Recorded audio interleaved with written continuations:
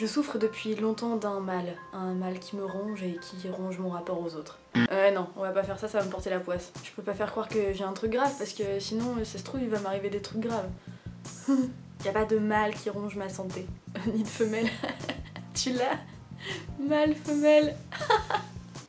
C'est juste un tout petit truc, hein, je ne sais quoi un peu chiant. J'ai une bitchy resting face. Alors la bitchy resting face, qu'est-ce que c'est? Une bitchy resting face, ou resting bitchy face, ou resting bitch face, mais tu peux aussi l'appeler Monique. C'est le fait d'avoir spontanément la tronche d'une personne pas sympa. Je te jure, il y a des gens, leur visage au repos, il est doux et apaisé. Même quand ils ont un gaz qui passe pas, ils ont l'air serein. L'air serein de la personne qui a jamais connu la sensation du gaz qui passe pas, tu vois.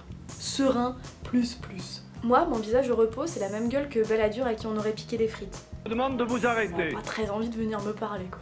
Direct, les gens pensent que je fais la gueule ou que je suis super triste. Ou pire, et je dis pire parce que c'est très éloigné de ma personnalité, mon faciès, quand je suis ni en train de parler ou de sourire ou de me marrer, il dégage une impression de mépris. Genre moi je méprise les gens, tu sais. C'est comme dire à un poisson rouge que l'eau, c'est pas son truc. C'est vraiment que dalle comme problème, mais putain je déteste ça. Ça donne vraiment des indications sur ma personne à l'opposé de qui je suis. Des indications tellement loin de la réalité que c'est comme si je disais « Ouais non moi tu vois j'aime pas trop le fromage, hein. C'est pas mon truc. » Ou... Pardon mais moi, les bruits de paix, ça me fait pas rire, c'est bon, j'ai passé l'âge. Heureusement, il y a un truc qui me rassure, c'est que je suis loin d'être la seule concernée par ce trait physique. Ça me fait plaisir parce que je me sens comprise, mais ça me rend un peu triste parce que je suis humaine, et ça me rend triste de savoir que des trucs font chier d'autres personnes. Alors quand quelque chose m'emmerde et que ça m'emmerde, que ça vous emmerde aussi, et je fais ce que je fais le mieux. Je me plains. Parce que ouais, avoir une bitchy resting face, ça pue du cul. Moins que d'autres trucs genre la mort ou... mais ça pue du cul. Voici quelques preuves. Comme la plupart du temps t'as l'air en colère ou méprisant, les gens ils ont moins tendance à être sympas avec toi. Perso maintenant, ça va, mais quand j'étais au collège ou au lycée ça m'impactait vraiment, et même en école primaire. Je me faisais très souvent engueuler par des profs parce qu'ils pensaient que j'étais insolente. En vrai j'étais pas plus insolente qu'une autre, c'est juste ma tête quand je suis concentrée, ou quand je m'emmerde, ou quand je laisse mon imagination partir en vrille. Soit 3 trucs qui m'arrivaient très souvent quand j'étais à l'école. Et bon je sais pas toi, mais moi me faire engueuler sans raison, j'aime moyen. On rentrait alors dans un cercle vicieux où comme les profs pensaient que je les prenais pour des cons, ils étaient pas toujours des plus sympas avec moi. Du coup moi je me braquais et j'en branlais plus une dans leur matière. Du coup ça impactait qu'une seule personne. Moi, faites pas ça chez vous. Faites vraiment pas ça chez vous. Enfin, vos notes c'est votre problème à vous, donc vous braquez pas pour rien, ça sert à rien. Non mais de manière générale c'est l'effet miroir. Si les gens pensent que tu fais pas d'efforts pour être sympa, ils vont pas faire d'efforts pour être sympa non plus. En même temps c'est normal, et oh c'est pas marqué pigeon hein. Exact. Un autre truc moyen quand t'as une bitchy resting face, c'est que les gens pensent toujours que t'es en train de faire la gueule. Ça donne une excuse à certains pour venir te dire dans la rue que t'as fait tomber ton sourire. C'est tout pourri parce que c'est chiant, et cette punchline est tellement ringarde que du coup ça met tout le monde mal à l'aise. Donc stop. Et puis de toute façon, qui sourit en marchant tout seul dans la rue? Qui? Perso j'aurais plutôt tendance à me méfier du mec ou de la meuf qui sourit tout seul dans la rue, à me dire que en fait si ça se trouve ils séquestrent des chatons et qu'ils sont en train de réfléchir à tous les moyens pour leur faire du mal. Peut-être que je vais trop loin. Et d'ailleurs parfois ça m'arrive d'éclater de rire ou juste de sourire dans la rue toute seule parce que je suis en train d'écouter un podcast qui me fait rire ou que je repense à un souvenir marrant. Et y a personne pour venir me féliciter, y a personne pour venir me dire « Ah bravo de pas avoir laissé tomber votre sourire ». Alors c'est bien la peine. J'aime pas l'injustice. Mais les inconnus dans la rue, tu les croises et puis c'est tout. Le pire, c'est tes proches, ton mec, ta meuf, tes amis, ta famille. Je sais pas toi, mais je culpabilise un maximum chaque fois qu'ils pensent que je suis en train de leur faire la gueule, alors que j'ai rien du tout à leur reprocher et que je suis juste dans mes pensées. Et c'est autrement plus vicieux que ça, parce que plus tes proches vont s'inquiéter que tu fais la gueule, plus ils vont te poser la question. Et plus ils vont te poser la question, plus ça va te saouler. Et plus tu vas faire la gueule. Tu fais la gueule. Non, pourquoi? Ah si, tu fais la gueule. Bah non. Quelque chose que j'ai fait, tu vois que tu fais la gueule. En vrai mes proches maintenant ils sont rodés donc ça va, c'est plus quand il y a une nouvelle personne qui arrive dans mon cercle proche et c'est toujours un peu surprenant.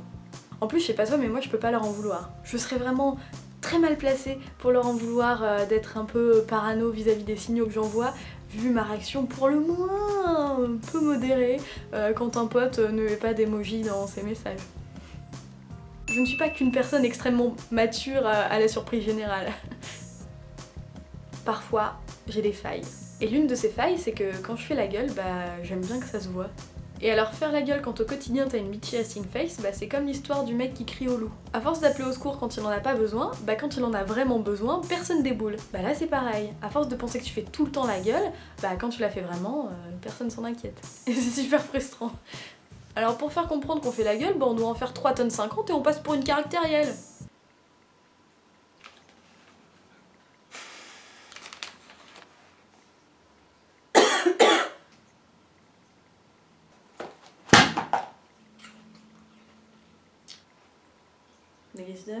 Bon alors se plaindre qu'on a une bitchy resting face c'est une chose, compatir pour le reste du monde en est une autre. Et vu à quel point j'ai tendance à faire le pingouin quand je me retrouve face à une personne qui a une bitchy resting face alors que j'en ai une aussi, je me dis que je vais pas vous laisser sans armes.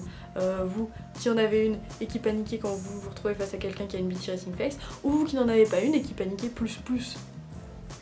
Je vais donc vous donner la marche à suivre en cas de rencontre avec une bitchy resting face sauvage. Oh, c'était dur à dire ça. Étape 1, surtout, ne paniquez pas. Tout va bien se passer. Mais si ça se trouve, en plus, la personne avec une bitchy resting face, elle va sentir votre panique et ça va faire comme les chevaux, elle va faire n'importe quoi, donner des coups de sabot et ce genre de trucs.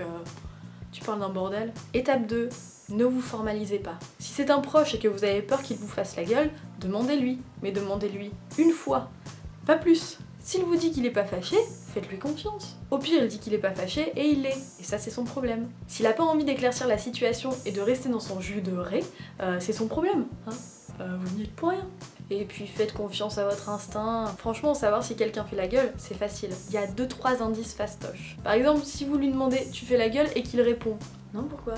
C'est qu'il fait pas la gueule. Si en revanche, sa réponse ressemble plutôt à « pas du tout », il fait la gueule. Si en plus vous remarquez qu'il a chié dans votre tiroir à slip, là, ouais, potentiellement, il y a bouderie. Étape 3. Si c'est un ou une inconnue et que sa mauvaise humeur, véridique ou non, ne vous impacte pas plus de quelques secondes, voire ne vous impacte pas du tout personnellement, laissez cette personne tranquille. Vraiment.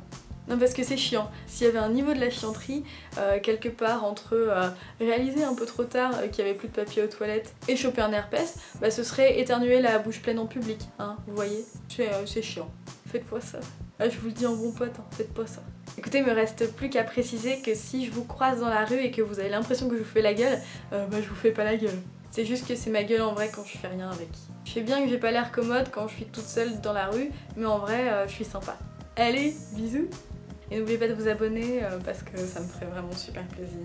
Sur s'il y avait un niveau du plaisir, ce serait retrouver une feuille de papier toilette quand on en a vraiment besoin et pas avoir d'herpès, et bah ce serait pas avoir d'herpès plus.